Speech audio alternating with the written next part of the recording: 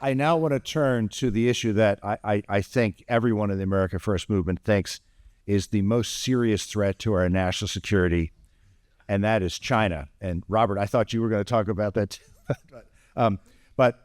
So Steve Yates, who heads our China initiative, concerning the threat from China, and there are many threats from China, what would you call the top threat to our nation today from China, and what are some America First solutions to address it? Well, thank you, Fred. Thank you, General. One of the benefits of going last and also talking about China is it helps reinforce the reality that there's a piece of the China problem in everything that we deal with. There's a piece of China in the border problem. There's a piece of China in the Middle East problem. There's a piece of China in the war against Ukraine. And there's also a piece of China in the domestic situation we face. And I think that the number one challenge is to get people to understand who our adversary really is, what it's really been doing, and what we need to get serious about doing to overcome it.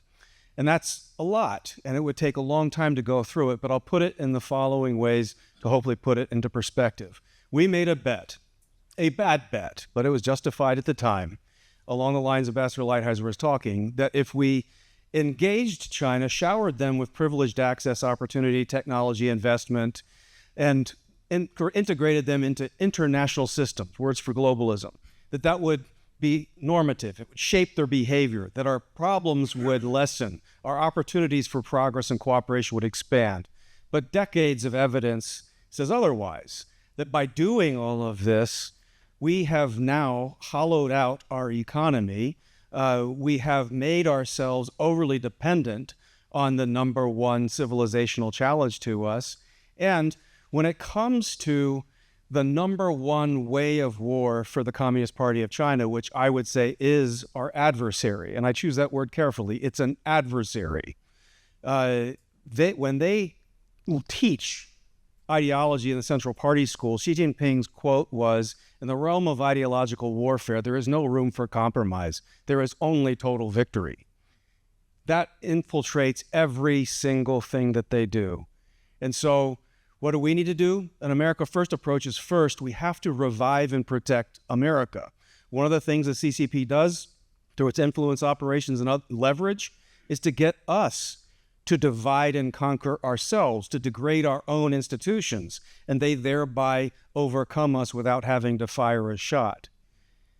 We have to have a revival, respect for, love of America, if we want our allies to think that they can rely upon us and think we have the material to help them.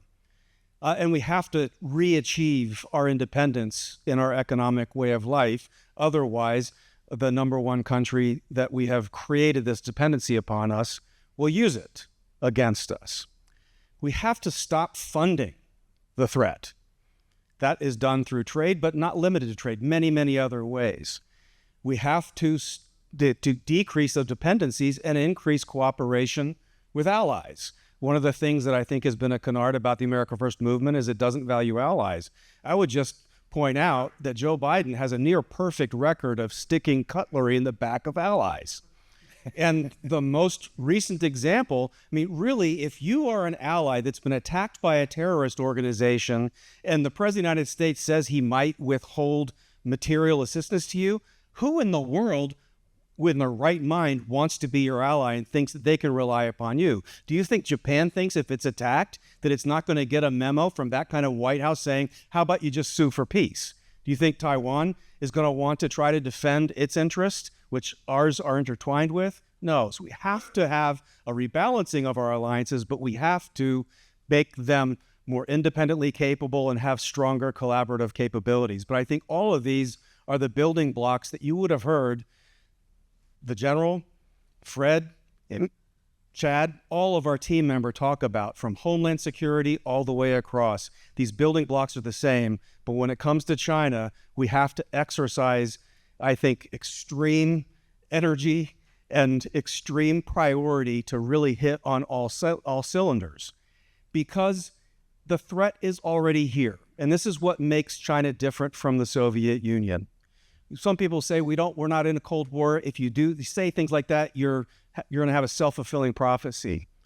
Well, I would just posit, what kind of a nation develops and unleashes a virus that kills millions of people and takes trillions of dollars out of the economy, lies about it, and pays no price for it? What kind of a government not only manufactures, but subsidizes the export of a deadly opioid?